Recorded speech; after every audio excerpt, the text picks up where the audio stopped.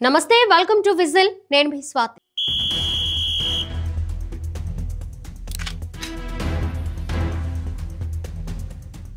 AP విభజన తరువాత 2015లో కొత్త రాజధానిగా అమరావతిని నిర్ణయిస్తూ అప్పటి చంద్రబాబు సర్కార్ కీలక నిర్ణయం తీసుకుంది.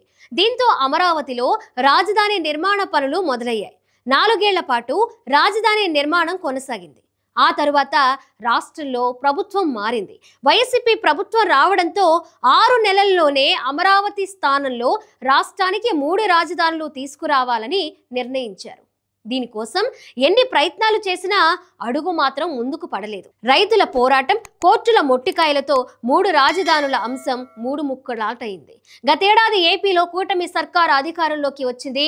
అదే సమయంలో గత వైసీపీ ప్రభుత్వం రాజధాని మార్పుకు చేసిన ప్రయత్నం వెనుక అమరావతిని రాజధానిగా నిర్ధారిస్తూ గతంలో చంద్రబాబు ప్రభుత్వం గెజిట్ ఇవ్వకపోవడమే కారణమని తేలింది. దీంతో ఈసారి ఎలాగైనా అమరావతి రాజధానికి గెజిట్ ఇవ్వాల్సిందేనని అక్కడి రైతులు పట్టుబడుతున్నారు.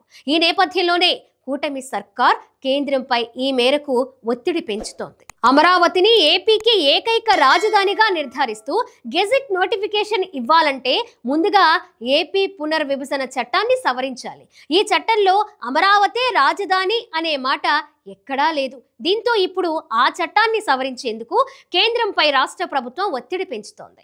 దీంతో పునర్విభజన చట్టంలో మార్పులకు కేంద్ర న్యాయశాఖ ప్రయత్నాలు ప్రారంభించినట్లు తెలుస్తోంది. ప్రస్తుతం జరుగుతున్న పార్లమెంటు శీతాకాల సమావేశాలు ముగిసేలోపు ఈ బిల్లును లోక్సభ, రాజ్యసభల్లో పెట్టి ఆమోదించాల్సి ఉంది. దీంతో ఆంధ్రప్రదేశ్ రాజధానిగా అమరావతిని అధికారికంగా ప్రకటించడానికి కేంద్రం సవరణ బిల్లును తయారు చేస్తోంది. భవిష్యత్తులో రాజధానిని మార్చడానికి జరిగే ప్రయత్నాలు నిరోధించడం ద్వారా అమరావతికి చట్టపరమైన భద్రతను అందించడం ఈ బిల్లు లక్ష్యం. కేంద్ర న్యాయ మంత్రిత్వ శాఖ ఆమోదం పొందిన తరువాత ఆంధ్రప్రదేశ్ పునర్వ్యవస్థీకరణ చట్టానికి సవరణలు వేగవంతం చేయాలని ప్రధాని మోదీ భావిస్తున్నారు. దీంతో త్వరలోనే దీనిపై ఓ ప్రకటన రానుంది.